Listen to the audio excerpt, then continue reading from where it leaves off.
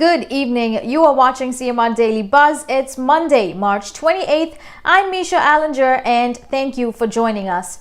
Leading today's news, workforce opportunities and residency Cayman delayed their daily operations earlier this afternoon due to a recent office break-in. The RCIPS were on the scene to investigate and customers were asked not to come to the office until an opening hour had been announced. Customers are reminded that payments and applications can be loaded online using the standalone payment system on the Jobs Cayman portal.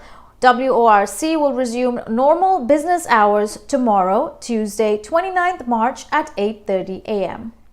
CUC is advising public to assess your property to limit your electricity consumption amid rise in fuel prices and temperatures. In a press release, CUC stated that March and April bills will reflect a fuel charge of approximately CI 14 cents per kilowatt. CUC also warns its consumers to prepare as much as possible as unprecedented increases in fuel costs being experienced by CUC currently will flow through to customer bills later. More information on how to manage your energy consumption is available at cuc-cayman.com.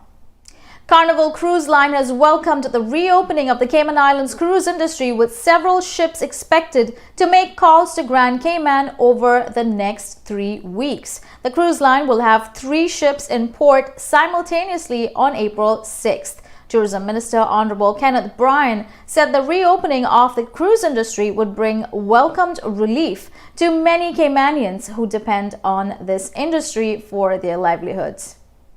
The Cayman Academy High School confiscated prohibited electronic items from its students in a random bag search last Friday morning. Some items were also found behind blinds and other areas of the auditorium. In a letter sent to parents from the school's administration on Friday, 25th March, the school said that parents were informed about the prohibited items at the beginning of the school year. The letter further stated that the items will not be returned before Easter break for a fine of up to $250, to which multiple parents and students contacted CMR expressing concern over this matter. The upcoming NRA public meeting in West Bay, scheduled for Wednesday, March 30th, 2022 at 7 p.m. has been cancelled. More details regarding this meeting are to follow. The University College of the Cayman Islands has received a grant of £432,000 to help train students in sustainable trades, both environmentally and economically. The university made the disclosure at a press conference held Friday, 25th March. The funds were received from Resilience, Sustainable Energy and Marine Biodiversity Program, which commenced operations on 1st January 2019. History was made last Tuesday, 22nd March, when a meeting of the cabinet was held in Little Cayman for the first time. The Premier expressed pride in the historic achievement on behalf of the PACT government. He said, "My vision is for a more inclusive Cayman, one that embraces the uniqueness and diversity of all the 3 islands." Congratulations are in order for Caitlin Friedrich Westerborg for being appointed as the new Communications Executive Coordinator at the Cayman Islands Government Office in the UK. She made the announcement via a post on LinkedIn. Friedrich Westerborg, who took up office earlier this month, said she took the advice of her former director and mentor, Onisha Richards, that opportunities are not to be wasted.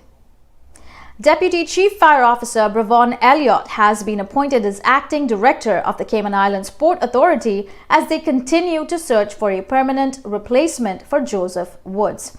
Elliott is set to replace Elizabeth McField, who has been acting since September of last year. The top 2 positions at the Port Authority have been left vacant after both the director and deputy director resigned from the organization, leaving a significant leadership void. In preparation for the upcoming Easter holiday and Cayman camping season, Plastic Free Cayman partnered with several organizations to host a Barker's Beach cleanup. With more than 100 total volunteers, over 800 pounds of marine debris and local litter were removed from the area just north of Kitesurf Beach. Now over to Kevin Watler for updates on Cayman's evening weather. Thanks, Misha, and good night, Cayman. I'm Kevin Watler, and this is your CMR weather update. It's brought to you by WG Charters. Partly cloudy skies overnight with winds east-northeast at 15 to 25 miles per hour. The temperatures will fall to the mid to upper 70s, and sunrise is around 6:20 in the morning, and it heats up to the low 80s. Tomorrow, it will remain windy with winds east-northeast at 20 to 30 miles per hour. A good amount of clouds will be hanging around. Even though it will be a bit cloudy, the rain chance is on the lower side. Overnight clouds go away and the winds will be east at 15 to 25 miles per hour. Sunset tomorrow is around 6:40 and it cools down to the mid to upper 70s overnight. It's not a great offshore boating conditions because of those stronger winds, and that does cause choppy seas. By Thursday and into the weekend it should be much better conditions, so go ahead and contact WG Charters on Facebook, Instagram, or WhatsApp to book a trip out on the water. They offer private boat trips for a great price, and the CMR weather updates are brought to you by WG Charters, so please support them.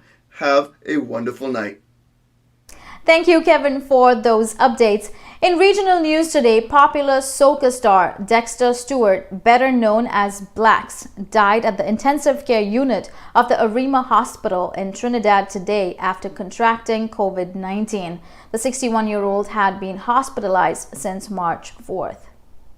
Moving on to international news, Pfizer has issued a recall for a high blood pressure medication distributed under 3 names. The company said Ecuretic and its 2 generic versions distributed by Greenstone are subject to recall. Pfizer recommended that patients taking the medication consult with their doctor about alternative treatment options. The Oscars Film Academy has condemned Will Smith for slapping Chris Rock at Sunday's ceremony and has launched a formal review of the incident. Smith slapped Rock in the face on stage after the comic made a joke about the actor's wife, Jada Pinkett Smith. For more in-depth news and headlines, please visit our website, caymanmallroad.com. Thank you for tuning in to CMR's Daily Buzz. This is Misha Allinger. Enjoy your evening and stay safe.